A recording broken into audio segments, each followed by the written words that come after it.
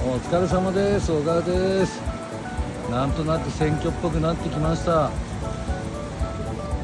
新井陣営の戦車はまだ到着してません。うちの方の戦車は到着。あ、どこ行っちゃっ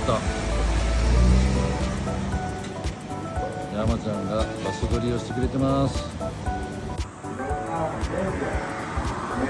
通りは8メートルから16メートルずっというような4億から6億候補者も似たような、例えば給食費の無償化であるとか、